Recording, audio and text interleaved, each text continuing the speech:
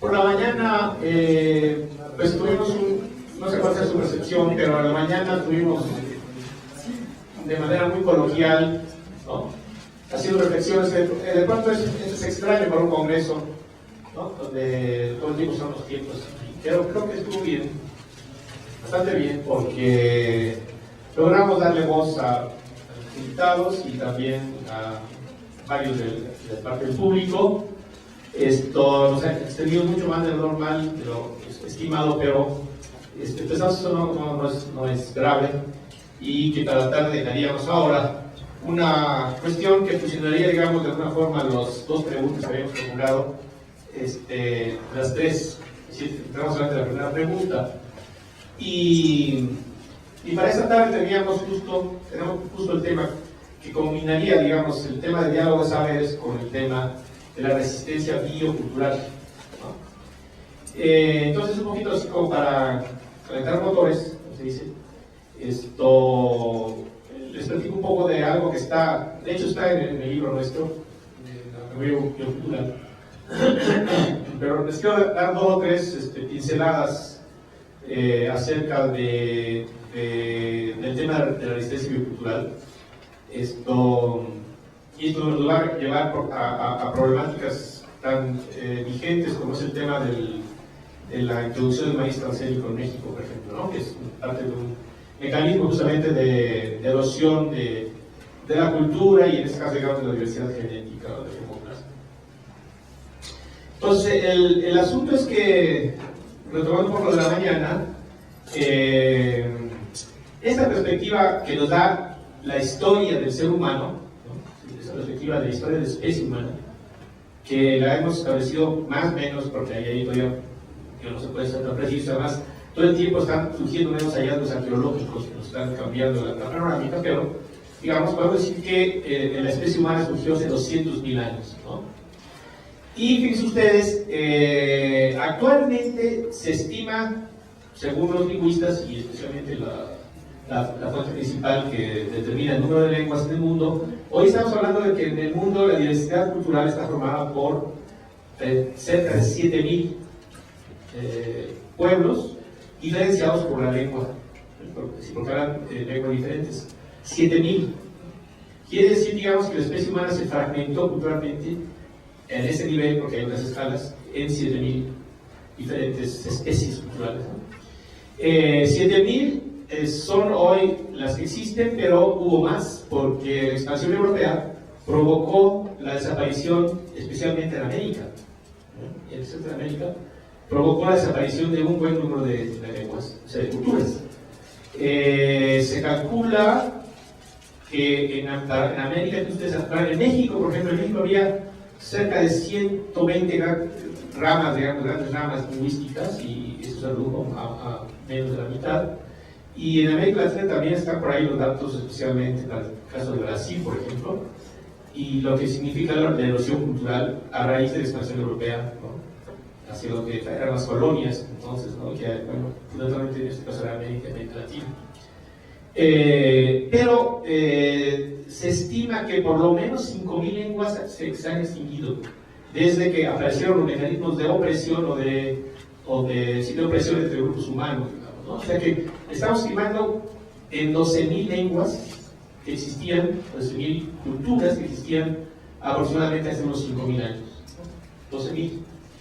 ¿Qué quiere decir esto? Quiere decir que la especie humana se diversificó, ¿no? Es decir, digamos, en el proceso de colonización de todos los espacios y los hábitats del planeta.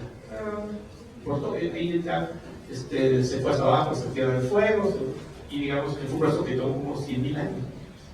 Entonces, esas 12.000 culturas, lo interesante es lo siguiente, fíjense ustedes, esas 12.000 culturas no eran, digamos, grupos con territorios relativamente pequeños, que, digamos, vivían y sobrevivían y se mantenían y durante muchos años, miles de años quizás, digamos, usufructuando las naturalezas de alrededor de estos pueblos, ¿no? Entonces, digamos, son como microsociedades, digamos, 12.000 microsociedades, 12.000 miradas diferentes de la especie humana y 12.000 maneras de utilizar los recursos desde las partes más frías, ¿no?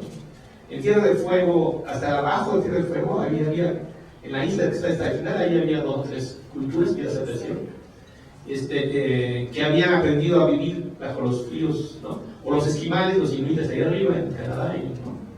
Hasta todas los áreas del planeta estaban ya, digamos, por seres humanos, culturas humanas, utilizando los recursos. Hoy tenemos prueba de esto en varios sitios. Por ejemplo, en la isla de Nueva Guinea hay 1000 diferentes culturas. En la isla de Nueva Guinea, 1000 diferentes culturas. Y en el caso de nuestro país, en México, en Oaxaca, Alejandro de Ávila nos dice que hay 137 lenguas diferentes en Oaxaca. Cada una viviendo en una parte de la vida, ¿no? Topografía oaxaqueña, ¿no? Bueno, y al parecer estos son grupos que aprendieron a manejar sus recursos y a sobrevivir, digamos, de manera, digamos, con un estilo, digamos, muy suave de manejar sus recursos, de aprovecharlos y aparentemente sin conflictos, contradicciones en cuanto al uso. Entonces, en esa perspectiva, digamos, la subsecuente aparición de sociedades cada vez más complejas hasta llegar a la sociedad industrial de hoy en día, fueron lentamente entrando en contradicción con la naturaleza y crean la conflictividad que hoy la conocemos como la gran crisis ecológica de escala planetaria. Por eso pensamos que los pueblos indígenas de hoy en día, en la que los mayas de aquí de Yucatán tienen 3000 años de antigüedad, igual que los huastecos acá arriba, o que los guarao de Venezuela, o qué decir de los matorraleros de África que tienen 18.000 años, o los pigmeos tienen 60.000 años de antigüedad. Son grupos que hoy en día representan la memoria de la especie humana, es decir, porque entonces esta habilidad, esta sabiduría se ha ido reproduciendo, se ha mantenido, ¿no? Entonces, en esa perspectiva, estamos hoy viviendo el siglo XXI, en el cual los procesos de expansión de la economía global, fundamentalmente, los estilos, digamos, de apropiación de los recursos, que es básicamente el modelo industrial o agroindustrial,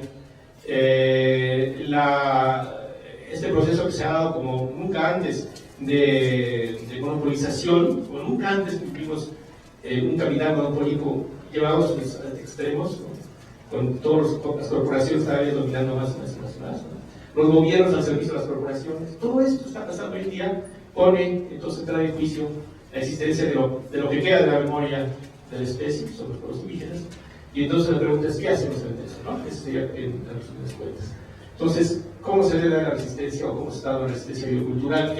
El papel de los investigadores que estamos conscientes de esto, cuál es nuestro papel, nuestra función, ¿qué podemos hacer? Y especialmente también ligado con el tema de la conservación biológica, porque prácticamente ya es un axioma que es imposible conservar la diversidad biológica como creíamos los biólogos o los conservacionistas, sin conservar la diversidad cultural, digamos, con la cual existe un traslape geográfico, ¿no? muy aparente. Y entonces, digamos, el tema de conservación biológica tiene que ver con el tema del desarrollo, y con el tema de la producción y el tema de la cultura. Entonces empezamos a tejer todo y a tener un panorama, digamos, completo. Entonces, la pregunta sería, ¿qué va a pasar en estos próximos tiempos? ¿Cómo organizar la resistencia? ¿Qué papel juegan los investigadores como los que hacen en la biología y tecnología? Etcétera, etcétera, ¿no? Entonces, Narciso, te lo dejo a ti, o sí, si quieres yo para ver quién, qué habla. Lo vamos a hacer. O puede ser quien quiere empezar. Pues me gustaría respetar la misma lógica para terminar con el otro. Bueno, entonces, le vamos a dar la palabra a Fabiola. ¿Sí? Sí.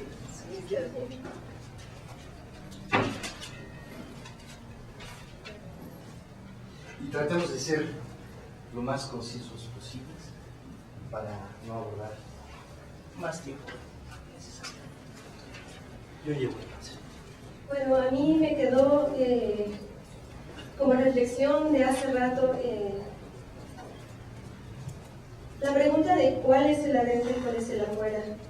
Y una gran amiga poeta, Chamula, dice que el adentro es el corazón, como bien lo decían. Se trata entonces de dialogar desde un dentro desde un corazón. Y bueno, también viene una reflexión de si realmente son los etnoecólogos, el modelo perfecto del etnoecólogo sería desde dentro de una comunidad. Yo me pregunto, ¿cómo lo veríamos inversamente? ¿Cómo asumirse? Siento que todavía seguimos asumirnos como desde un alto, desde lo alto más bien, como viendo que los que necesitan ayuda son las comunidades, y seguimos pensando en comunidades indígenas, no nos asumimos nosotros como también comunidades, que somos también personas que necesitamos ayuda y que estamos en una crisis ante una modernidad, que precisamente el diálogo con las comunidades nos hace ver que el individuo moderno sufrimos pérdidas devastadoras, pérdidas dolorosas, y que nuestras posibilidades sociales están enmascaradas en un individualismo que es bullante y que es destructivo. Entonces también darnos cuenta que las comunidades indígenas nos ofrecen sus brazos para también, es precisamente este diálogo, ¿no? De encontrarse y de pensar en un nosotros. Y bueno, dejando eso, tomar en cuenta que no perder de vista y entender que el diálogo es un encuentro y que toma una conciencia de mirarse cara a cara, es dar la palabra, recibiendo al otro y a la propia ya modificada, es reflexión y a la vez es transformación, y por lo tanto es también trascenderse a uno mismo. En este sentido, este diálogo creo que es la resistencia, es la fuerza que debemos de tomar para asumirnos como parte de este complejo, de no vernos como separados, no vernos como las comunidades y nosotros, sino vernos conjuntamente, trabajar en equipo. Y yo creo que va por ahí la resistencia, darnos cuenta también que el diálogo no solamente es hombre con hombre, sino que el diálogo es también con la naturaleza. Es un diálogo con la naturaleza, una naturaleza que tiene corazón. Entonces yo creo que por ahí va la resistencia.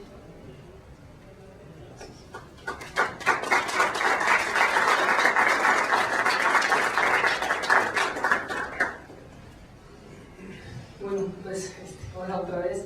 Debo reconocer que estaba más cómodo en el círculo, pero bueno. En realidad voy a tratar de responder las tres preguntas ahorita, porque bueno, están completamente vinculadas, y quizás pues voy a empezar con retomar la idea del método. Quizás en mi caso particular reconozco como una dualidad, una dicotomía en el proceso que he tenido dentro de la academia y fuera de la academia. Y esto es quizás la primera delimitación de ese dentro y ese afuera del que tanto se ha estado hablando, ¿no? Por un lado hay un estar huyendo de la academia, ¿no? Como un espacio que genera también limitaciones, pero por el otro lado también representa el reconocer la pertenencia a una comunidad en concreto. Yo en mi trabajo comunitario he pasado por procesos de crisis de identidad un poco, en el sentido de esta búsqueda también individual y personal de quién soy, ¿no? De dónde vengo, a dónde voy y por qué estoy aquí, ¿no? Creo que ese es un tema que salió en la sesión anterior y es un punto de referencia importante, ¿no? Entonces, esta dicotomía me lleva por un lado a reconocer a la etnoecología como un marco conceptual y metodológico que permite generar información para entender y conocer el mundo de alguna manera. Es este punto de la etnoecología que tendremos que reconocer también en un proceso de crisis, no una crisis puntual y particular de la etnoecología, pero sí una crisis un poco más amplia en términos de cómo hemos generado toda una estructura para conocer y aprender el mundo. En este sentido, bueno, ya lo dijo Víctor en la mañana, se reconocen las limitaciones del enfoque o de los enfoques parcializados, segmentados. Esto frente a los fenómenos de la complejidad contemporánea, pues obviamente carecen en muchas ocasiones de dar respuesta total, integradora a estos fenómenos, sobre todo en la búsqueda de soluciones integrales, y obviamente y en este contexto, en el contexto académico de investigación científica, se plantea o se busca esta nueva perspectiva de conocer el mundo, como se nombraba en la mañana, o se decía en la mañana, esta ruptura de paradigmas y esta construcción de nuevos paradigmas. En este sentido, bueno, la etnoecología no es exenta de entrar en este proceso de reflexión, y me parece que una primera forma de establecer el compromiso o la actitud del investigador, en este caso los que nos hemos inclinado por las etnociencias, la etnobiología o la etnoecología, es que quizás tendríamos que hacer también la etnoecología de nuestra propia comunidad académica y científica, es decir, cuáles son esos referentes, esos marcos conceptuales que nos hacen desarrollar el trabajo que estamos generando. En este sentido, bueno, ¿quién nos observa a nosotros? ¿Quién nos retroalimenta? ¿Quién nos da la pauta para entendernos? En una buena medida creo que esto es labor de nosotros mismos, y esto es una muestra, este foro, este espacio, para acercarnos a ese proceso. Entonces, el etnoecólogo en este sentido tiene el compromiso de reflexionar sobre su propia labor dentro del espacio, dentro de este gremio o esta comunidad de personas que estamos aquí. Por el otro lado, y esta es la otra vía, o este es el otro sendero que he estado desarrollando, tiene que ver más con este proceso del cambio. Es decir, tenemos una metodología que nos ha permitido entender el mundo desde una manera, pero la pregunta ahora es, ¿tenemos una metodología para cambiar las cosas, para transformar las cosas? Yo creo que todos los que estamos aquí de una u otra manera entendemos que es necesario cambiar el contexto en el cual nos estamos desarrollando. La pregunta que yo me he hecho muchas veces es, bueno, ¿sabemos qué tenemos que hacer para cambiar? O sea, ¿cuáles son los pasos, los procesos, los mecanismos que tendremos que implementar para poder lograr una transformación? En este sentido, la experiencia de campo y el contacto con las comunidades me ha llevado a un aprendizaje que tiene que ver primero con esta búsqueda del diálogo de saberes. En este sentido, el primer reconocimiento es que no se trata de hablar del otro, sino que la experiencia que he tenido me ha obligado a hablar de mí mismo. Es decir, hay un proceso de reconocimiento personal en el sentido de las cosas que motivan el quehacer. Por otro lado, la experiencia con la gente también me ha llevado a reconocer la necesidad de respetar el tiempo y los tiempos, el tiempo del otro, así como el propio tiempo. En este sentido, ha habido una contradicción un poco, quizás algunos de aquí ya la han vivido, cuando uno hace un trabajo en comunidad y está un tanto cuanto determinado el trabajo por la entrega de una tesis o por un tiempo académico, muchas veces la búsqueda del dato va mucho más allá de los propios procesos de la comunidad o los propios procesos de la gente. En esta búsqueda de la metodología para el cambio o cómo hacer para transformar las cosas, es importante desde mi punto de vista poder respetar los tiempos. Aunque también reconozco la emergencia de esta necesidad de implementar transformaciones. En esta búsqueda de hablar de uno mismo, reconocerse en el otro, se genera un primer nivel de diálogo en el cual reconocemos o podemos encontrar nuestras coincidencias así como nuestras diferencias. En esta búsqueda o en este camino personal me da gusto decir que reconozco que la transformación en buena medida, desde el punto de vista del etnoecólogo, parte de la posibilidad de pertenecer y de participar en un movimiento social o en un movimiento civil.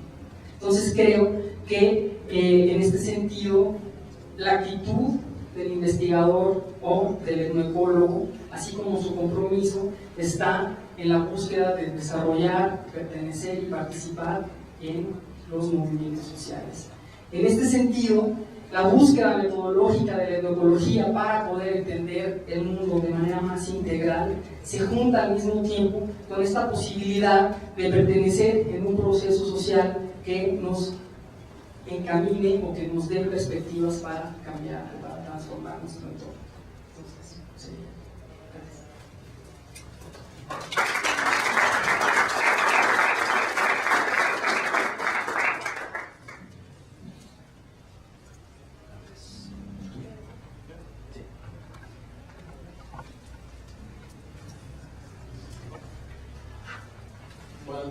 tardes.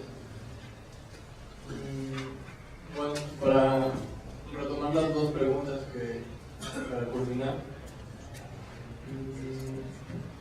haciendo mención a lo que decía Víctor sobre las lenguas, sobre, bueno, sí, la resistencia de estas culturas está en las lenguas. Creo importante mencionar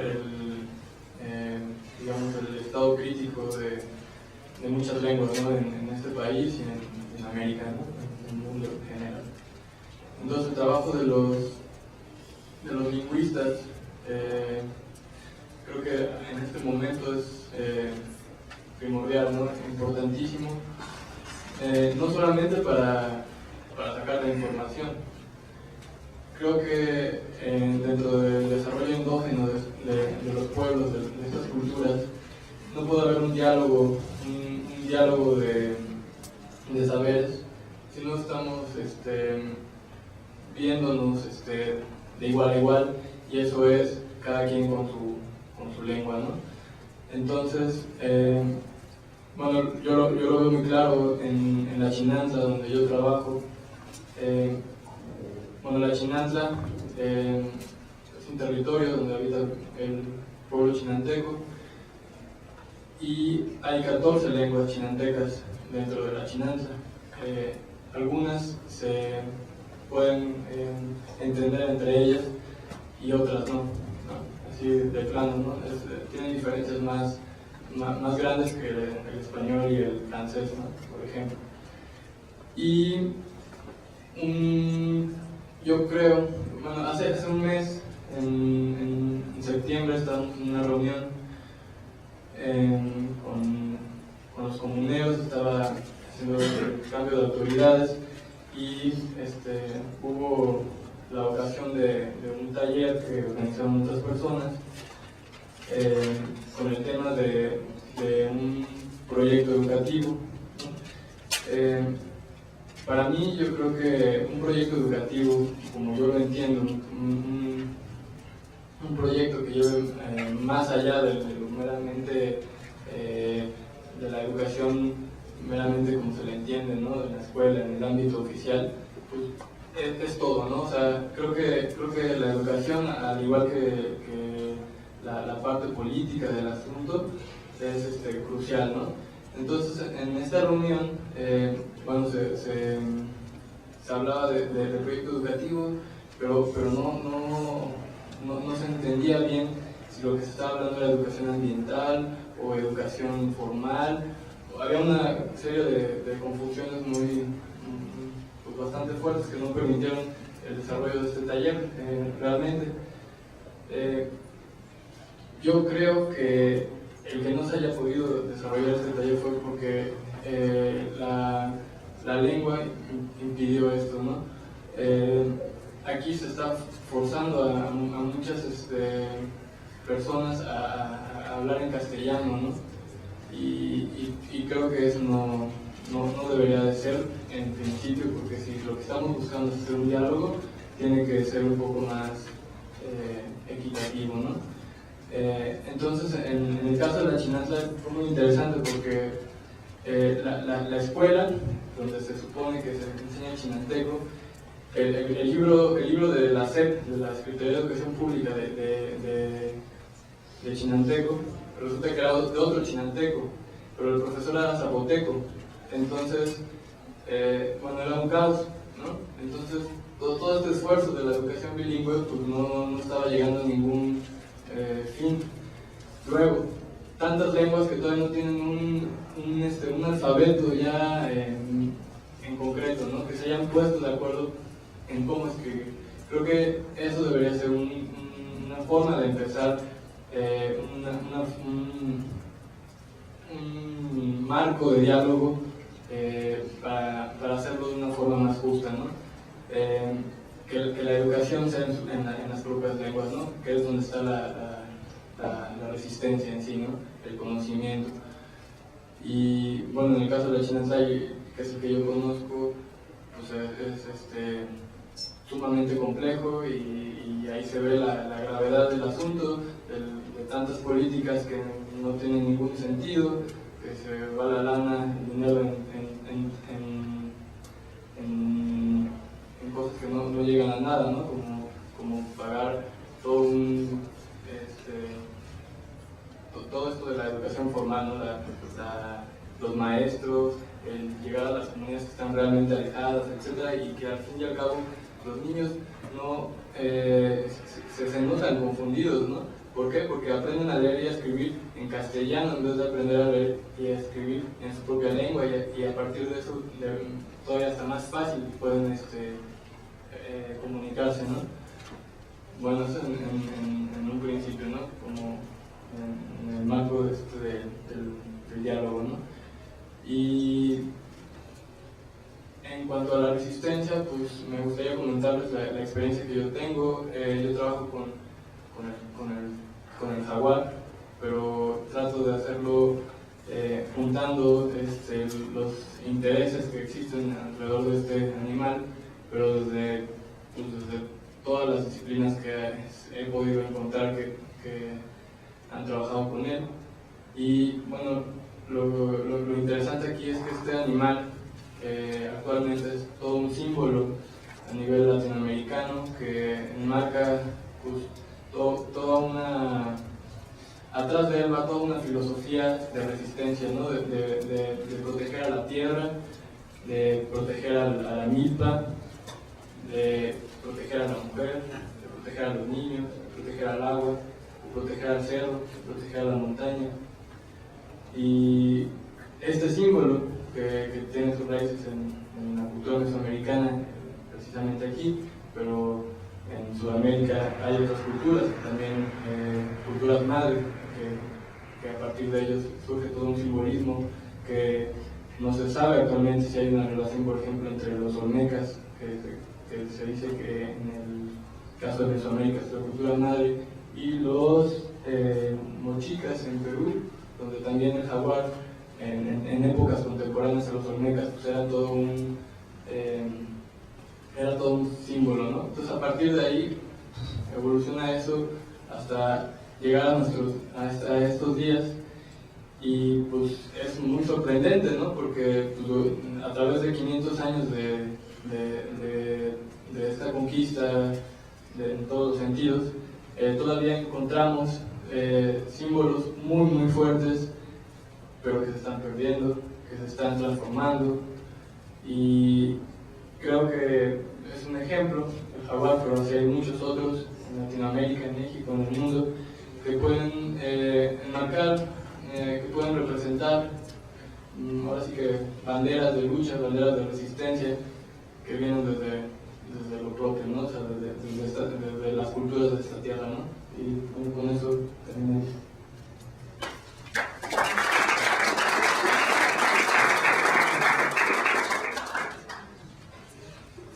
Bueno, pues antes que nada una disculpa por llegar ahora, es que se trasladó mi presentación de los avances emiteres en otra mesa. Y bueno, pues como para regresar y darle seguimiento a lo que mis compañeros ya están compartiendo, pues cómo lograr este diálogo de saberes y este encuentro entre la ciencia y las otras formas de entender la naturaleza. Y primero me gustaría empezar con una décima, y también este tema de las expresiones del lenguaje no solo es de los saberes locales o de las comunidades, ¿no? Sino la ciencia también no solamente no tiene el lenguaje con el orden del método científico, sino que también se puede expresar con otras formas. Y bueno,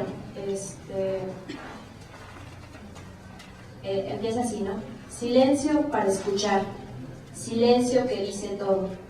Es el proceder y el modo para poder reflexionar, y así poder expresar en el filo de la hoz. Diálogo es siempre de dos, con lenguajes muy diversos, discursos, poemas, versos, palabra es parte de voz. Y, o sea, esta es como también existe la otra parte de los que nosotros nos interesa acercarnos a otros saberes, podemos expresarlo de otra forma. Bueno, esta décima es escrita por mi papá, que también en mi familia ha sido una influencia muy fuerte en lo que estoy haciendo ahorita. Y bueno,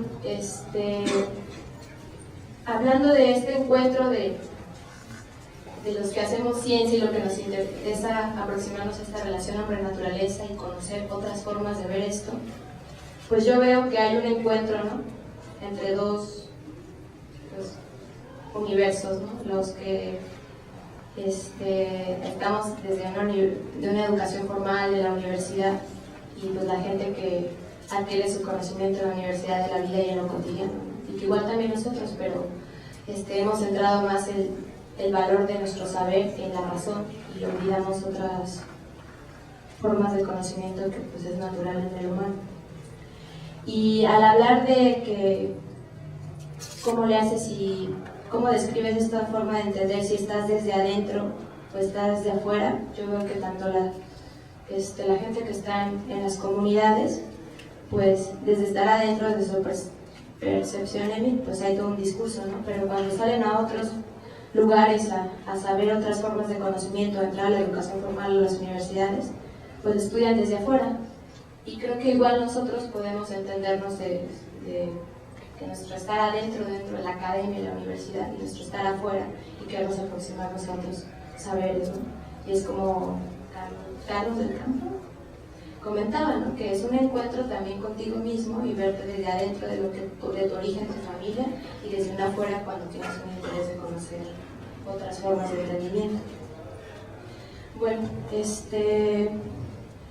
el tema de la lengua creo que es importante, o sea, porque una lengua es el producto de todo un reflejo de una cosmovisión. Y pues voy a seguir con las décimas, ¿no?, que estuvimos trabajando con el papá, y empieza así: es cuando empezamos a hablar en los primeros momentos, fue sabor de pensamientos que en la boca se quedó. De esa forma disfrutó el lenguaje el ser humano, y hoy lo lleva de la mano como compañero fiel, y ha sido su timonel para entender al hermano. O sea, es una herramienta, ¿no?, que aparte de conocernos nosotros, queremos entender al otro. Bueno, ¿y qué es el lenguaje, no? Es instrumento de acción, es variedad de experiencias, con diferentes esencias, fantasía e imaginación, capacidad, sensación, es poder de acercamiento, con bases y fundamento de los hombres y su historia, para recrear la memoria, no existe mejor sustento. Y pues la última con este tema de la lengua, ¿no?, y que hay otras expresiones del lenguaje desde nosotros, de la academia y nuestra educación formal. Con diseños muy complejos se gestaron dos acciones. Fueron dos las dimensiones para caminar muy lejos. Así nos dicen los viejos que sucedió el nacimiento, lo que forjó los cimientos, y así se coció el arroz. Lenguaje es parte de dos. El lenguaje es parto de voz y también de pensamientos. Y bueno, ¿por qué hacer este encuentro de diálogos de saberes desde la educación formal y otras formas de conocimiento que también nosotros tenemos? Bueno, como ya lo hablamos en la mañana, o sea, creo que primeramente es el reconocimiento, darle un reconocimiento a los otros saberes, y a partir de este reconocimiento podemos promover esta conservación de la diversidad cultural y la biológica, ¿no?, y también del tema de las lenguas. Y considero también que la importancia de llegar a un diálogo verdadero o promover estos encuentros también nos puede permitir como generar conocimientos como de manejo, ver cómo identificar otros tipos de manejo de la naturaleza y que se pueden trasladar a otros espacios. El otro tema es como que al identificar estos otros saberes, también promover con la etnocología la reproducción de saberes. También este encuentro fomenta el crear conciencia, ¿no?, y puede tener como un papel fundamental en la educación ambiental, en esta conciencia también la crisis ambiental y económica que estamos viviendo. O sea, el ambiente lo entiendo como estas crisis que hay entre relación y naturaleza, y que también este encuentro nos permite construir otros conocimientos, ¿no? Y que pueden ser conocimientos que pueden atender y enfrentar las realidades que estamos viviendo. Y el tema de las políticas, ¿no? Si llegamos a estos diálogos podemos realmente diseñar políticas como más cercanas a nuestras realidades, tanto desde la academia, los citadinos y la gente que está con una conexión más fuerte con la tierra. Y el tema del lengua es escuchar qué es desarrollo. O sea, para nosotros, ¿qué es desarrollo? Para otras personas, ¿qué es desarrollo? ¿Qué queremos?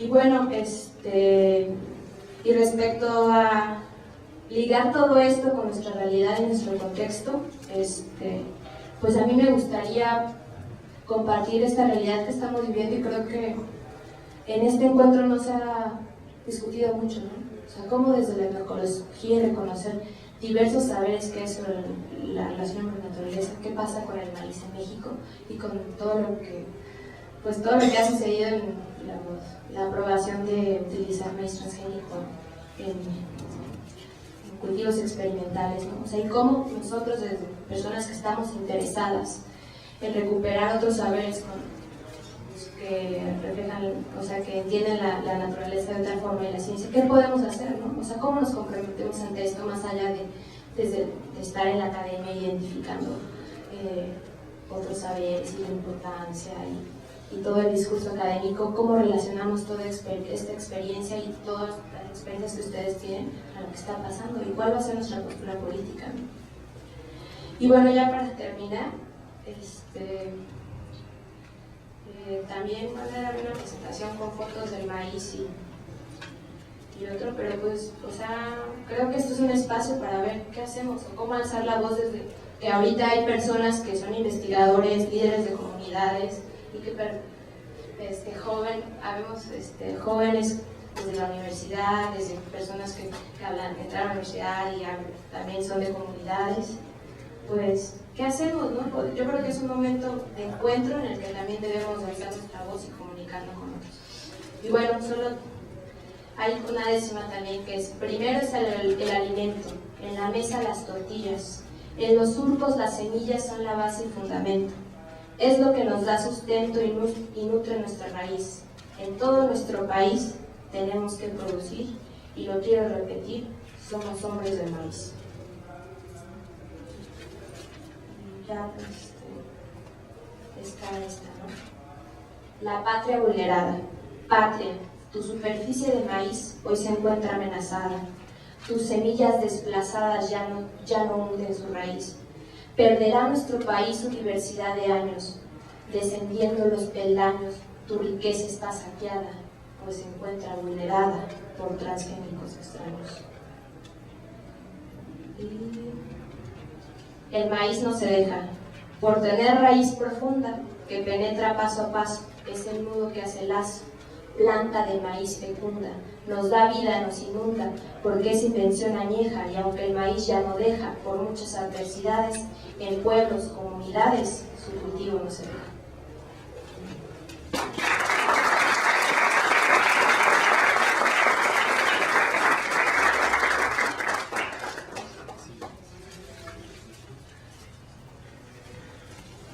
Buenas tardes. Bueno, me toca la participación. Respecto a estas dos preguntas últimas que se plantearon, espero poder contestarlas, y si no, pues también me disculpan, pero haré el esfuerzo posible.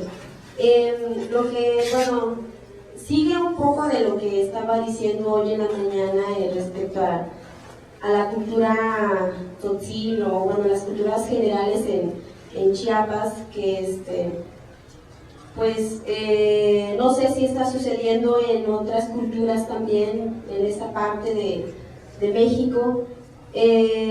Respecto a la academia y el pueblo indígena, ¿no? Ahí en Chiapas está sucediendo un fenómeno bastante muy fuerte, que es la unión de las 12 lenguas mayas y el zoque, que últimamente han estado así como que muy fuerte en cuanto para resistir en la conservación, en enriquecer el idioma.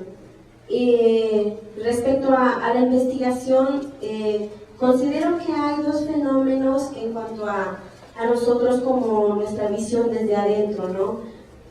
Los estudiantes, resulta que, bueno, no hay muchos estudiantes indígenas que salen a otros países, solo algunos de Chamula que se han realmente atrevido a salir.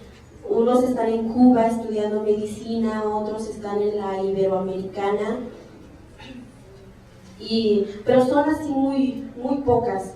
Y también que se han atrevido a salir un poquito más lejos. Me parece que hay también estudiantes en Barcelona estudiando la maestría, pero resulta que estos estudiantes, muy pocos casos se da que regresan a sus comunidades a volver a retomar lo que era su forma de vida como indígenas. Muchos entran, pero ya entran con esta cosmovisión occidental de que la cultura no sirve o se ha caducado. Ese es como un punto. Y el otro es que sí hay todavía quienes terminan sus estudios en una universidad que pues está lejísimo de su comunidad, regresan con esa misma visión de apoyar a su cultura, de enriquecerse con ellos también. Da el caso de un estudiante de literatura que terminando su licenciatura se metió más en investigar. Pareciera que literatura pues no tiene mucho que ver con la cultura, pero él se metió en la literatura indígena y ahorita él está muy metido y está como reforzando la parte en su comunidad también. Esos son los dos fenómenos que considero que están sucediendo como indígenas, estudiantes. Y la parte externa me refiero a los investigadores que entran, ¿no? Que llegan en las comunidades. Como mencioné hoy en la mañana, casi los investigadores que se han podido penetrar en las comunidades ha sido por el reconocimiento que ellos tuvieron. En las comunidades no se entran así a gratis, no se puede entrar así como a lo loco, podríamos decir, ¿no? De tanto que han visto que les saquean muchas cosas, el conocimiento. Incluso ahora la gente pregunta, ¿y por qué vienes a preguntarme? O ¿cuál es el resultado que nos das para que vengas? ¿O qué nos ofreces a nosotros, ¿no?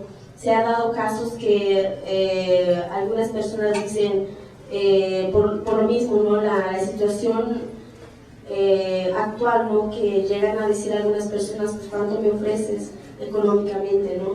Es un caso penoso, pero a final de cuentas es el resultado de muchos investigadores que han entrado en las comunidades. Y existe realmente siento yo en algunas partes, no en todas, está empezando una relación muy fuerte entre la academia y el pueblo indígena. Bueno, yo entiendo algo así, discúlpenme si no es así. Academia en cuanto a las escuelas, ¿no? En cuanto a este pensamiento occidental, ¿no? Y bueno, también ya cabe lo que es el pensamiento indígena. Está sucediendo varios casos ahí, hablando de manera muy cultural, que hay dos, bueno, podríamos llamar 3 centros donde ahorita están muy fuertes, están influenciados o comprometidos con la cultura, que es la Universidad Intercultural, un centro que se llama CELALI, es un centro estatal de literatura, arte, bueno, para fomentar el conocimiento indígena, y una que se llama Snaxibajón, que es Casa del Escritor. Estos 3 en conjunto han realizado foros en la UNICH que convocan a los mayores para ir a dar así como una mesa redonda en la Universidad Intercultural. y recientemente, hace como 2 meses o 3 meses más o menos, se realizó este encuentro. Entonces, y bueno, este vínculo de la universidad con CELAL y Islas Bajón han hecho que los estudiantes se interesen más por la cultura. Entonces yo siento que hay un vínculo entre lo que es los pueblos y en lo que son los estudiantes. Bueno, me imagino que también está la parte de los que dicen, bueno, pues yo no quiero esto. Bueno, se ha dado mucho el caso de que, bueno, yo no quise estudiar esto solo porque me aceptaron, pues quise, pero en realidad no quiero. Entonces ahí también se ve un rechazo en cuanto a los pueblos. Y bueno, la educación en general sí está dando un poco de fortaleza. Hay centros que están fomentando la educación. En lo que sí estoy viendo que falta es esta educación ambiental, que las instituciones traten, ¿no? que fomenten. Sin embargo, considero y veo también dentro de mi comunidad, bueno, ya pasando un poco en el punto de la resistencia en cuanto a valores, en una comunidad, me he dado cuenta que aún sí existe una fuerte resistencia en la comunidad. Bueno, les hablo de Chamula, que es mi pueblo. Se ha vuelto un pueblo muy resistente en cuanto a la entrada de las personas occidentales. Realmente los que han podido entrar en Chamula han tenido la suerte de poder entrar, porque no es nada fácil. Incluso no es porque seamos así realmente salvajes, pero ha habido casos que, bueno, han sido años, que ha habido casos que han matado a gringos, pero es por llegar a imponer una idea, ¿sí? Entonces, pero esto también es fruto de la resistencia, es fruto de 500 años de opresión, como les decía. Y bueno, retomando esto de que quienes han llegado a Chamula y han podido entrar realmente es porque han demostrado cierto interés por el pueblo mismo. Y desde ahí pues hay una resistencia incluso en cuanto al territorio. No cualquiera puede entrar. Si una persona del propio municipio, bueno, digamos que le gustaría vender una parcela, no puede llegar un mestizo y comprarla, sino que simplemente es entre nosotros como pueblo Chamula. Y hasta hay algunas partes en donde en la comunidad misma no puede entrar otra persona que sea de otra comunidad, aunque sea de Chamula. Y bueno, durante mi investigación que me he dado cuenta también que esto es una parte de la resistencia en cuanto a la ecología. Es una resistencia territorial, es una resistencia que no deja que otras personas lleguen a explotar su medio ambiente. Y bueno, eso es una manera, considero, es una manera tradicional de conservar el medio. También hay otras formas como implementar leyes no escritas, por supuesto, en cuanto a las formas de vida familiar, ¿no? Por ejemplo, ahí se da mucho la cría de borrego, y el borrego es meramente, bueno, erosiona bastante la tierra. Muchos no han buscado la forma de cómo evitar esto, pero sí hay como una forma de conservación, de respeto. Y también, bueno, ya como para terminar, hay un respeto todavía en cuanto al espacio. Chamula es un poco reconocido también por su cultura, por los rituales que hace. Y hay rituales de bosque también que, bueno, por la situación que se ha ido cambiando, se ha restringido solamente en momentos rituales. Sin embargo, ahí hay un respeto, y en cuanto a personas siempre hay un respeto. Y justamente lo que vimos en el video que presentó la compañera Fabiola es una forma de resistencia también, pero con respeto a la naturaleza. ahorita hay un movimiento de poetas, de pintores, de teatristas, todos de hablante maya, pero así muy enfocado con bueno, nosotros llamamos Metlú, que es la madre naturaleza, de manera literal. Entonces, todo ese movimiento está muy enfocado a la resistencia, pero también está en cuanto a la naturaleza. Por el momento yo pues ya dejo mi participación aquí y ya, gracias.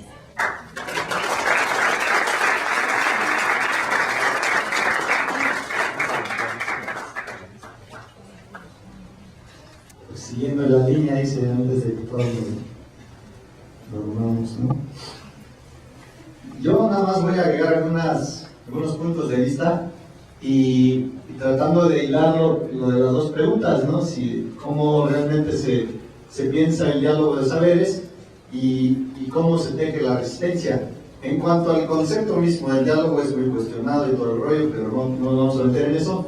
Sin embargo, creo que todavía existe una brecha muy grande desde mi punto de vista y de lo que hemos explorado. Voy a dar un ejemplo al rato. Y en cuanto a resistencia, hay muchos, desde la vivencia que he tenido y lo que además muestran ustedes, ¿no? Para mí que es una forma de resistir ante el desconocimiento de lo que vienen haciendo distintas comunidades. Nosotros estamos recogiendo las experiencias y retroalimentando seguramente, ¿no? Entonces, creo que es una de las primeras manifestaciones. Sin embargo, yo lo que quiero recalcar es que es importante ubicar bien qué estamos haciendo en términos de resistencia o de sobrevivencia y de lucha, ¿no? Porque no basta con resistir, la resistencia tarde o temprano truena, ¿no? Entonces, creo que muchas comunidades nos sostenemos de un hilo y que tarde o temprano va a tronar porque la misma situación, la rueda en la que estamos integrándonos, en la que estamos caminando, simplemente te jala. Entonces, ya por aquí decían, hay una ruptura, hay una brecha intergeneracional. Los niños ahora ya no son los aprendices del campo, es una realidad. Medios de comunicación, más engaño por los partidos políticos y una educación así media rara, ¿no? Entre que acepta la interculturalidad, el bilingüismo y todo ese rollo. Entonces, se ve una situación bastante conflictiva. Para el caso nuestro, además de toda la locura en la que me metí hace tiempo en lo de las plantas, ahora estamos en un proyecto educativo que nace bajo dos sistemas, ¿no? Uno es por parte del sistema comunitario, por así decirlo, Servicios del Pueblo Mije, una organización de hace años que antes era la Asamblea de Pueblos Mijes, y junto con el sistema de universidades jesuitas, ¿no? Que son los que nos han estado acompañando bajo el proyecto educativo que ellos tienen, ¿no? Entonces, iniciamos este proyecto lógico, ¿no? Lógico, que creíamos que era un proyecto innovador y las comunidades van a participar. Incluso había una serie de ideas que otros compas tenían. Decían, no, es que para seleccionar a los jóvenes tienen que ser recomendados por las autoridades, ¿no? Y que además firmen una carta de compromiso de que aquí le van a chambear. Pues en realidad eso no funcionó, porque ahora con todo esto que mencionan, que la crisis social, económica, ecológica, política, pues todo el mundo se echa a correr, ¿no? Porque es una situación realmente pesada, ¿no? Para todos. Y qué mejor si estamos en un espacio cómodo, donde además no firmas y vas por la libre, ¿no? Entonces, digamos, ese es el primer escenario que tuvimos. Realmente no hay una concurrencia de joven que le quiera entrar a este proceso, y los que le entraron, pues le entraron también a lo grueso, porque nosotros no teníamos registro. Esa es la otra cuestión cuando hablamos de lo político, ¿no? O sea, por un lado tienes una buena intención, pero si no cumples con los requisitos, no eres universidad, no eres institución, y al contrario, estás violando la ley. Por lo tanto, te toca una multa, ¿no? Entonces, el criterio que se ha seguido más o menos ha sido ese. Nosotros iniciamos, digamos, clandestinamente, pero hay algo muy interesante, y ese es el ejemplo que quiero mencionar. Nosotros decíamos, es que si es una universidad intercultural, debe de recoger los saberes comunitarios, los techos deben de ser de palma, porque así están las casas, ¿no? Entonces, pues lo hicimos y con la chamba de la gente, y decíamos, pues este debe ser un proyecto de la plebe, ¿no? Con todos los paisas. Pero la realidad lo vieron las fotos, las autoridades de YEPO, ¿no? Que es el órgano de la sede en Oaxaca, dijeron, ¿cómo crees? Aquí no va a dar clases Cantinflas, ¿no? Entonces, ese era un primer tope. Y decíamos, ¿pero por qué? No, pues se puede incendiar, además es algo indígena, que no sé qué. Dices, no es posible, ¿no? Mientras uno aboga por lo comunitario y lo sustentable, ¿no? Que es el otro apellido que hemos localizado, realmente no puedes caminar así. Y entonces van los papeles para atrás. Si no lo cambias, no pasa, ¿no? Y entonces, el pueblo ahí va con su techo, ¿no? Eso es muy interesante, yo nunca había visto que una casa se cargue, ¿no? Entonces el pueblo ahí va, digo, pero con un fuerte golpe porque, pues no solo se cuestiona el material, ¿no? Se cuestiona el modo de vida, que son las casas de la gente. Y entonces, digamos, hay una situación que no es cierto de que el diálogo de los saberes, y está en el artículo, ¿no? De la educación gratuita, en función del contexto, y en fin. Entonces, es un ejemplo muy concreto de que no es cierto que ahora lo del pueblo, lo comunitario es aceptado, no es cierto. O sea, hay muchos contraargumentos, pero además es un sector que sigue caminando y sigue definiendo el rumbo del país. Siempre es así. Entonces, no podemos decir que ahora hay un gran salto y que México es pluricultural, intercultural y todo lo cultural, porque hay una gran brecha todavía. Desde mi punto de vista muy joven, creo que hay gente que ha caminado mucho en esto, pero yo sí veo todavía un gran frente que te dice, hey, aguanta, aquí no pasas, ¿no? Entonces, veo esa situación, un diálogo de saberes, un diálogo cuestionado, un diálogo intercultural muy cuestionado, y cosa de ello, ayer también yo veía esta triste noticia, lo de los hermanos de Chiapas, ¿no? Liberados porque al final no tenían la culpa, pero después de tantos años, pues de un buen tiempo uno dice, ¿dónde estamos, no? O sea, esa es la situación que yo veo. Creo que hay un gran camino por recorrer todavía como sociedad, como científicos, ¿no? Hace rato decían, el científico le huye a la política, desde luego le huye a la lucha, ¿no? No son todos, algunos, a mí me encantó cuando yo vi ahí el letrero una vez, la opinión de científicos comprometidos con la sociedad. Ahí estaba buscando a ver estos cuates que hacen, ¿no? Y veía muchos amigos, y eso es bien interesante, ¿no? De que, pues está haciendo un esfuerzo, ¿no? Y además desde la comunidad estamos tratando de, pues meternos poco a poco, y tal vez exigir tanto nuestro derecho, y además vivir como quisiéramos vivir, ¿no? Que es el otro rollo cuando decían, no, pues nuestro propio desarrollo, ya pues es un concepto pues mallado, ¿no? Es algo que simplemente no podemos aspirar a eso, ¿no? Y cierro con esto de que educativamente, tanto en la política y tanto en la forma de cómo se da, aún hay mucho que hacer. Pocos niños campesinos, pocos jóvenes campesinos, los que se quedan ahí son los rechazados de las universidades generalmente, ¿no? Los que no tuvieron acceso. Y además, pues cada vez un envejecimiento del campo, ¿no? ¿Dónde va a quedar el saber? ¿Dónde vamos a reconstruir eso? Sí es un poco raro, por así decirlo, pero creo que hay ventanitas y eso es lo que nos ayuda. Nosotros el 13 y 14 tenemos un evento allá en la comunidad de Jaltepec, Candayoc, que es un foro nacional, tejiendo la resistencia de los pueblos indígenas y el pueblo Ayuk, cordialmente invitado a los más aventados. Entonces pues, en Jaltepec, ahí donde está viviendo su servilleta, yo no soy de allá, ¿verdad? Yo soy de Tlahuitoltepec, pero me quise ir a la zona cálida porque ahí se duerme en hamaca. Pues es todo, yo creo que hay mucho camino por recorrer todavía. Gracias.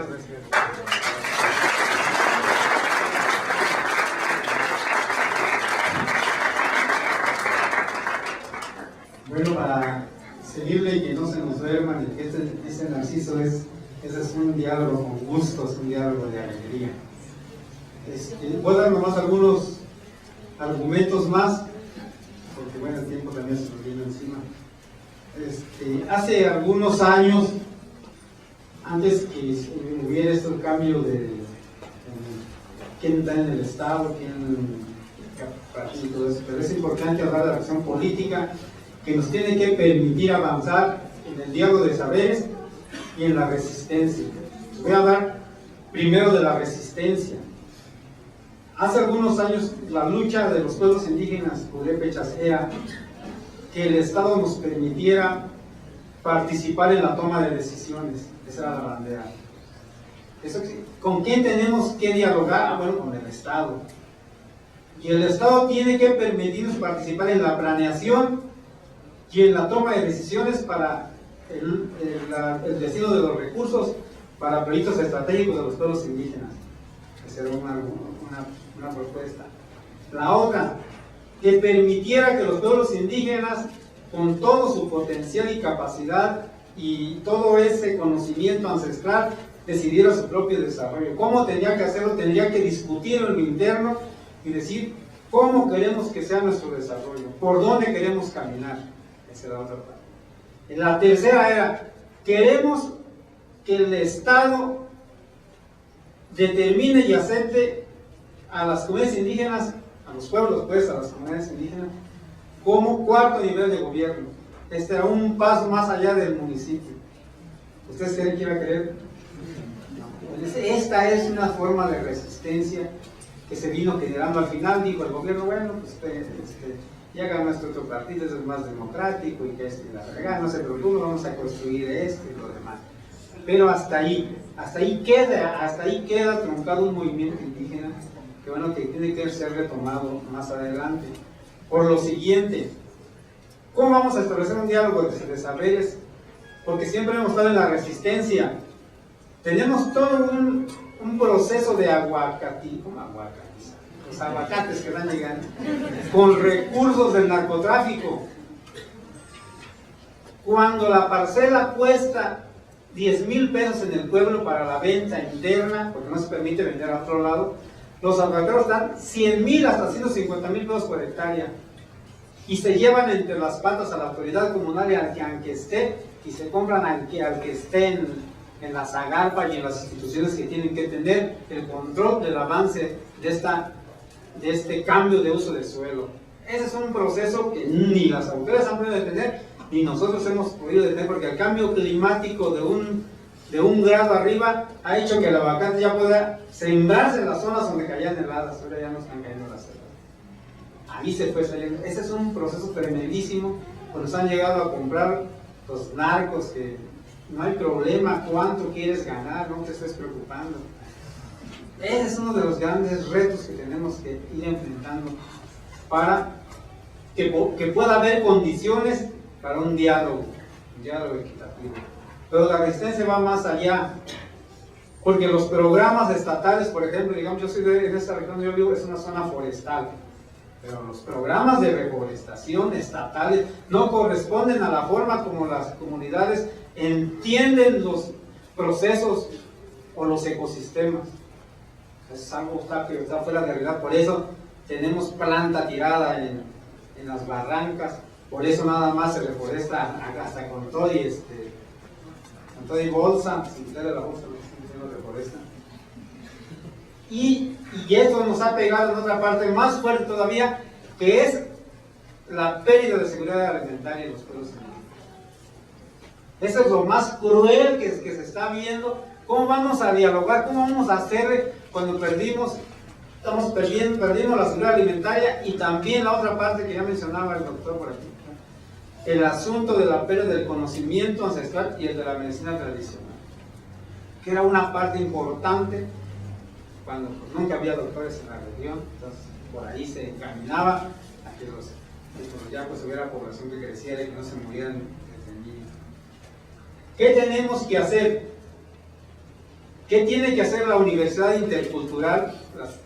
Que no sé por qué decisión le gustó al gobierno federal o estatal. Sí, vamos a darle a la universidad, la 9ª Universidad Intercultural en Michoacán. Si sale del Estado, si el Estado es la que va a subsidiar, ¿Cómo va a ser la participación de las comunidades? ¿Cómo va a ser el diálogo de saberes internos?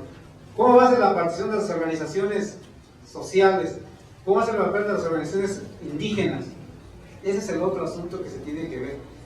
Cuando hay una comunidad fragmentada como las que tenemos, fragmentada por las religiones, atravesada por los partidos, atravesada por muchas, todo lo que se da. ¿Cómo vamos a hacerle para que haya un diálogo primero? Ya les decía, ya veremos con el doctor Toledo. Primero un diálogo interno. Ese es el proceso. Diálogo comunitario de reflexión hacia dónde queremos caminar. Si no logramos nosotros como investigadores, si no logramos dar algunos elementos para que las comunidades desarrollen su diálogo interno, proceso de reconstitución. Hablamos de reconstitución de las comunidades indígenas, tiene que pasar por el diálogo interno y después el diálogo con las instituciones, el diálogo con el Estado, el diálogo de saberes, pero un diálogo equitativo, un diálogo sin que uno pise al otro. Y eso está ocurriendo en este momento, como decía. El Estado ha permitido que no hemos podido, no hemos sido capaces de conjuntar esos esfuerzos y se nos ha metido todo esto que yo hablo de los programas de Estado, de la fragmentación de la tierra. Y una cosa importantísima que ocurrió ustedes deben saber que se implementó el famoso Procedecom, que es que las comunidades que tenían ejido y las comunidades que tenían bienes comunales, automáticamente les gustó fraccionar su tierra y cada quien tiene pequeña propiedad con sus títulos y cada quien anda vendiendo al que se le antoja. Y más si en esa región hay cosas que pueden ser comercializadas. Ese es el otro gran problema. Y esa división y esa fragmentación no nos ha permitido que hagamos un frente común para defendernos contra los transgénicos y contra la biopiratería y la, ¿cómo se llama eso? Ya cada quien registra sus marcas. Esa es la realidad que está sucediendo. Entonces, nada más decirles lo que ha pasado y cómo tenemos que buscar, debemos ser muy creativos para buscar cómo luchamos en la búsqueda de esta memoria biocultural, de cómo reconocer la importancia, y tenemos que ser pues muy audaces, decían los maestros, no guerrilleros, pero sí gente que pues piensa distinto, que piensa con los demás, que se siente con los demás y que parte quiere algo distinto para el desarrollo de pueblos indígenas, al desarrollo de México y el desarrollo y la conservación de los recursos. Nada más, gracias.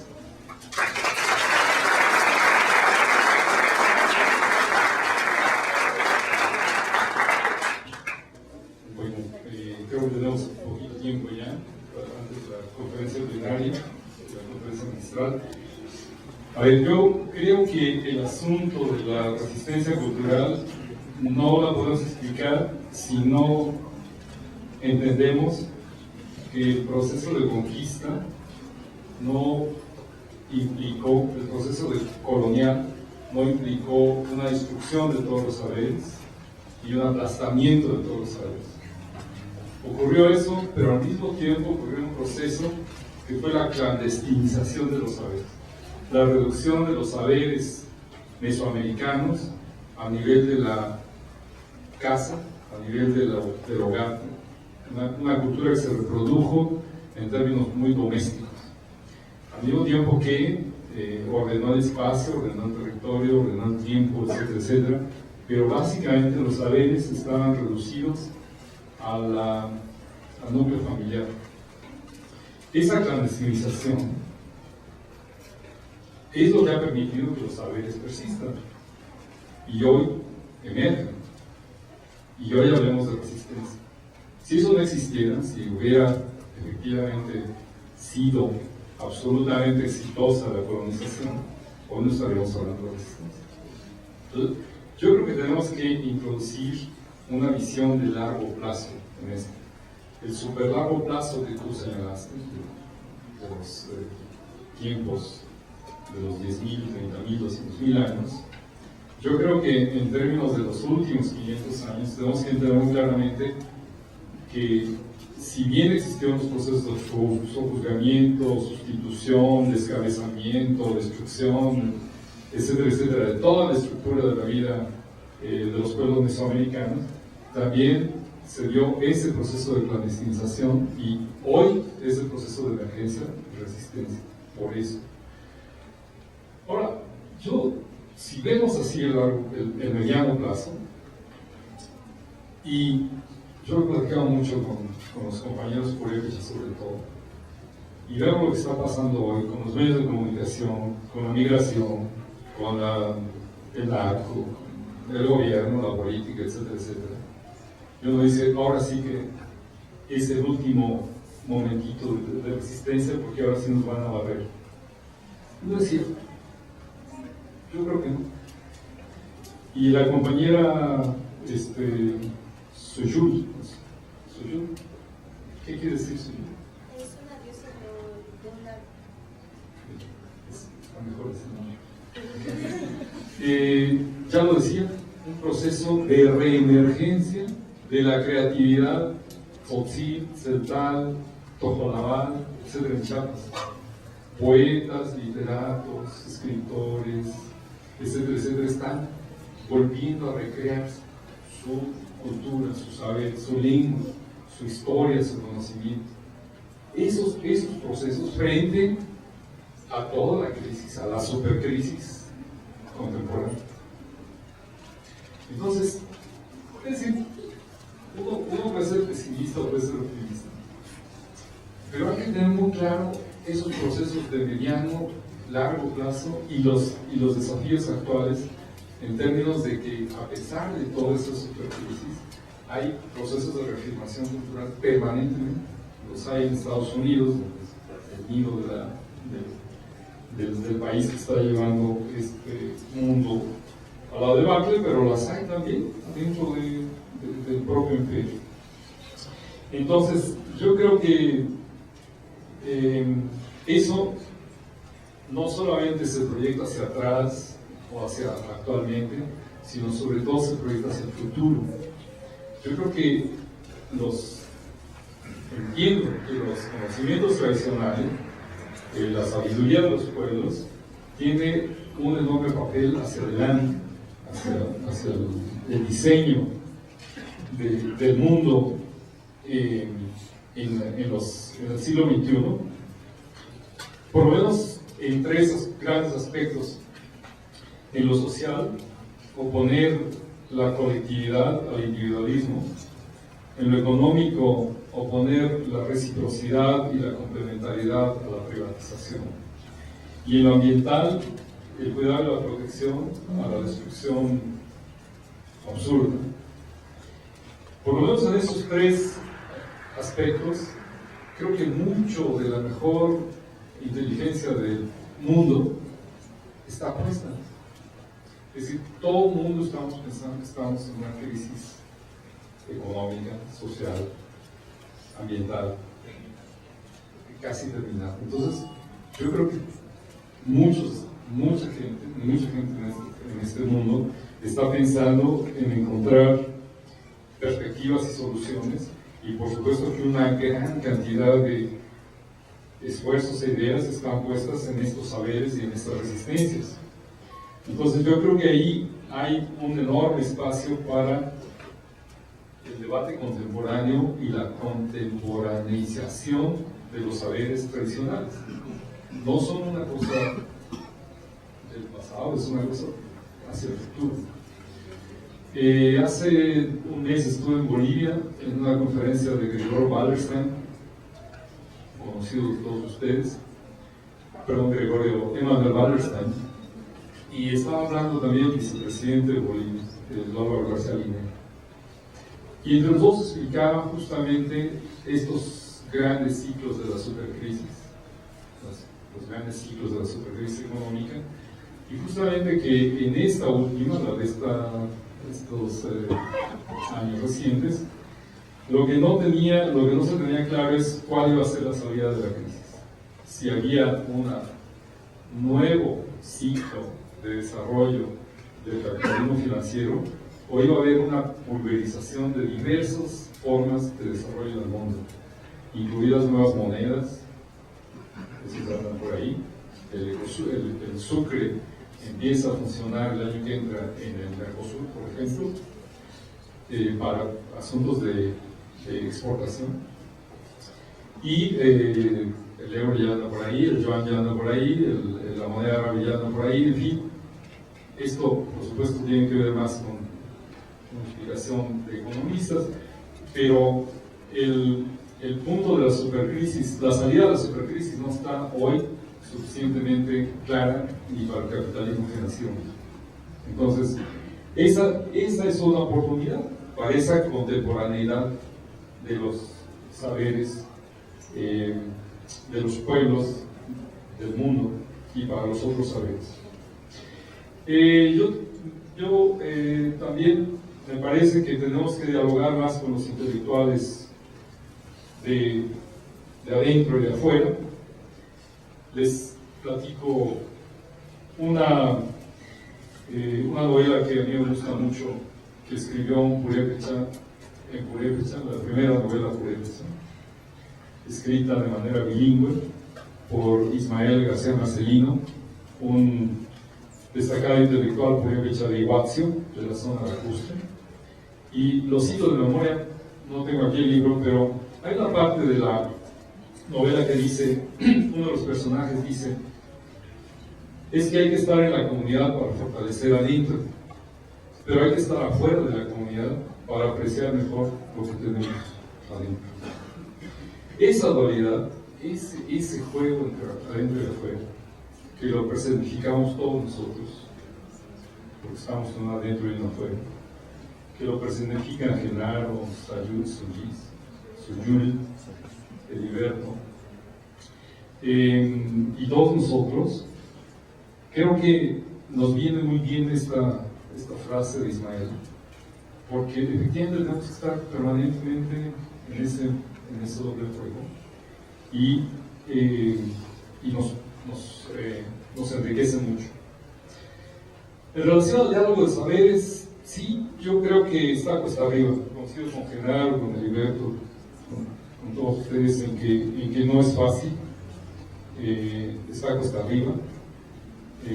Generalmente, tanto el monopolio de los saberes como el monopolio del poder niega el diálogo a los que están del otro lado. Yo creo que ese es el principio del autoritarismo. Exactamente eso. Entonces, para romper ese monopolio del saber y para romper ese monopolio del poder, exactamente hay que construir el diálogo. No es que nos lo va a conceder. No es que va a decir, oye, sí, mira, siéntate, vamos a dialogar. El diálogo se consigue después de muchos procesos. Se logra, se conquista, se arranca. Como nos platicaba ayer aquí mismo Rafael Monroy, en el caso de la movilización de los pueblos de Morelos, y que finalmente fue el propio gobierno, cuando se vio suficientemente acorralado con argumentos, el que volvió a romper el diálogo. Bueno, esos procesos son así, son romper esos monopolios del saber y romper los monopolios del poder. Entonces, no son fáciles, pero son el camino. Es uno de los caminos, por lo menos yo diría. Eso tiene que tener efectivamente temas, espacios, procesos. Y estoy absolutamente de acuerdo porque lo he oído desde hace varios años que primero es necesario una reconstitución como pueblos y un diálogo interior para después sentarse con mucha claridad al diálogo de saberes con el otro. Eso, totalmente de acuerdo. Y esos diálogos internos, Heriberto, ya se están haciendo.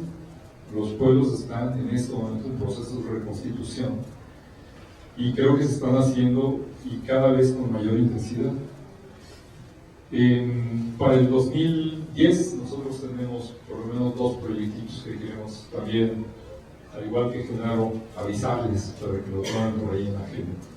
Uno, vamos a iniciar un diálogo de saberes a través de un taller de tradición oral con los viejos y los jóvenes de la región lacustre de Pascua.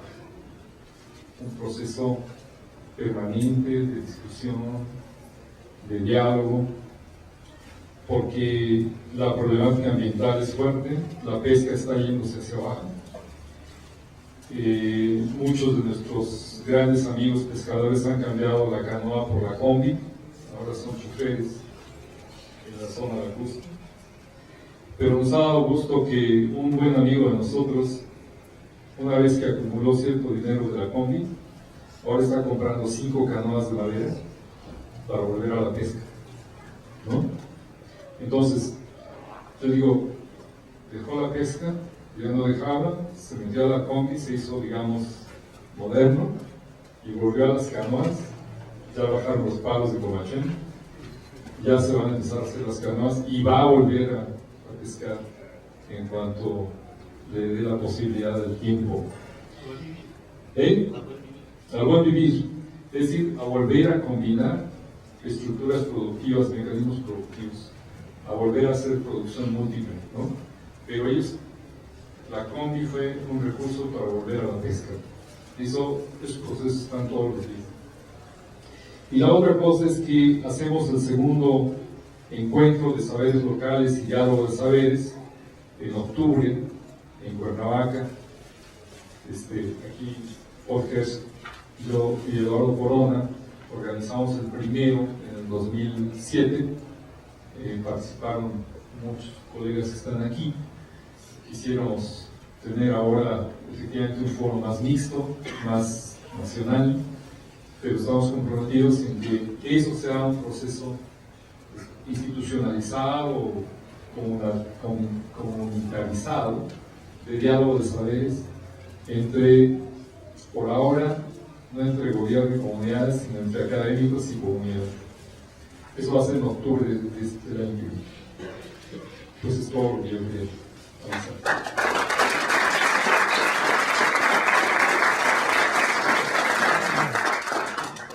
Desgraciadamente, no nos queda mucho tiempo para dialogar con ustedes, desgraciadamente, porque a las 6 es la conferencia que se imparte aquí. Pero tengo posibilidad de 2 preguntas o un par de intervenciones para cerrar. Entonces, si alguien quiere manifestarse, con mucho gusto.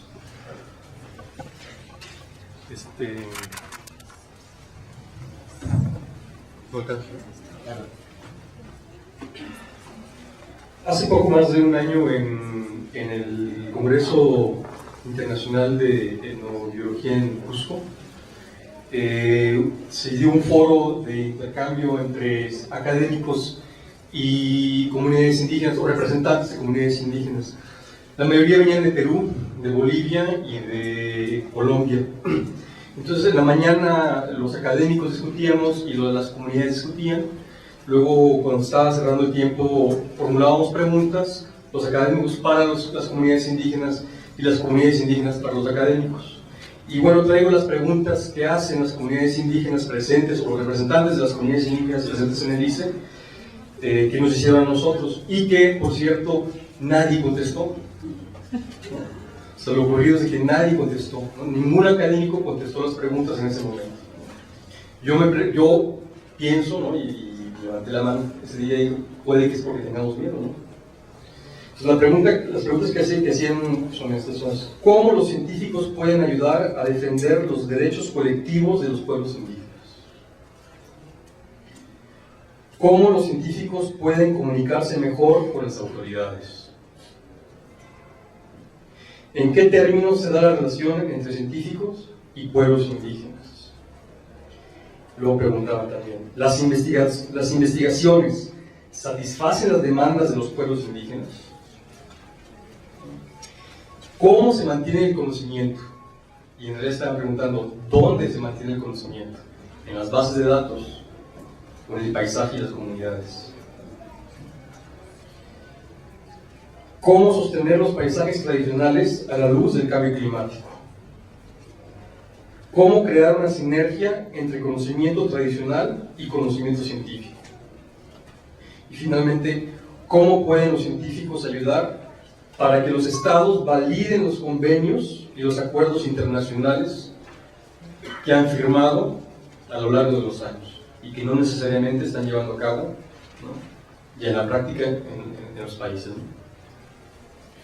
Entonces, yo pensaba poder hacer estas preguntas más temprano para poder pues, contestar y llevarlos a las comunidades que van a estar en Tofino el próximo año, porque lo que estábamos viendo también es de que esas preguntas se hacen en el Congreso y luego se mueren en el Congreso.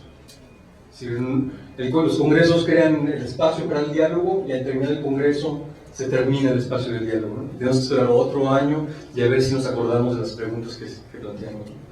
Entonces, bueno, las dejo aquí. Voy a ver de qué manera podemos ponerlas en algún lugar en línea para contestarlas y para que todo el mundo las pueda leer. Y bueno, y lo otro es compartir con las comunidades con las que estamos trabajando. Y quería hacer más un segundo comentario ya desde psicólogo, ¿no? Para la resistencia. Es de que creo que el lenguaje es muy importante. Hoy en la mañana estaba tuiteando, inspirado en un artículo que se publicó de Víctor en La Jornada sobre el maíz, y estaba poniendo la etiqueta de sin maíz no hay país, ¿no? Y creo que hay que transformar nuestro lenguaje en un lenguaje más positivo, más asertivo, ¿no? Por ejemplo, sin maíz no hay país se podría convertir en el maíz es país, ¿no? Para poder llegar al corazón de la gente, porque lo negativo crea resistencia, ¿no? Para escuchar. Entonces, ¿cómo transformamos nuestro lenguaje en un lenguaje positivo? Es bien difícil. Ahorita en la comida estaba diciendo mi niña, no suban los pies a la mesa. No sé, baja los pies de la mesa. O sea, nos sale más fácilmente lo negativo, ¿no? Pero es más difícil de entender. Bueno,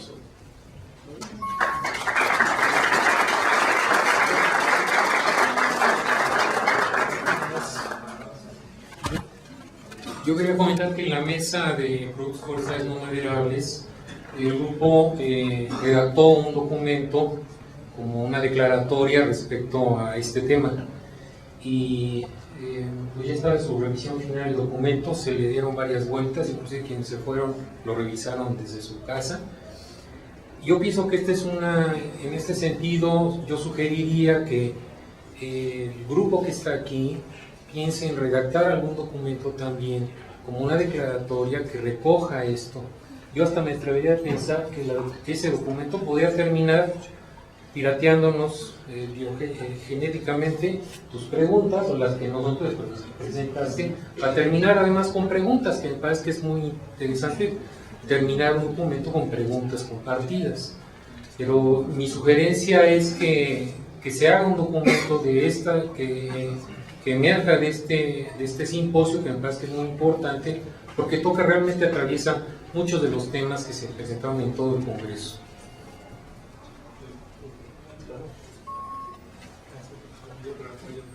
Aquí tenemos 2 minutos, 1 minuto y rápido. Buenas tardes, yo soy Daniel Bojorquez, soy estudiante próximo a egresar de la Universidad de Guadalajara en la carrera de Biología, y no me quería quedar con las ganas de decir algo, pues tratando de aterrizar un poco todo lo que hemos hablado en este día, y como a nombre de todos los estudiantes y jóvenes en general, pues que nosotros tenemos mucha disponibilidad y disposición de trabajar, ¿no? Todo esto que hemos estado hablando, y que muchas veces se nos menosprecia, ¿no? Se nos valora por nuestro promedio, por nuestros grados académicos, y pues se nos deja fuera, ¿no? De todo este trabajo de investigación y de pues todo el trabajo conectado, ¿no? que se tiene. Y bueno, lo que pensaba yo era que si tanta afinidad tenemos con lo que dice Morán, por ejemplo, de que hay distintas formas de conocimiento, pues creo que debemos aplicar su pensamiento y ser más incluyentes, ¿no? Que no todos somos unas lumbreras en la escuela, pero que también tenemos nuestras gracias, ¿no? Y creo que también se pueden traspolar todas estas limitaciones con, por ejemplo, ustedes académicos cuando quieren formar organizaciones o iniciativas, pues que no entran en el paradigma político legal, como lo que decías de la Universidad Intercultural, ¿no? que se tiene las ganas y la disposición, pero lo legal pone muchos limitantes. Es todo. Gracias.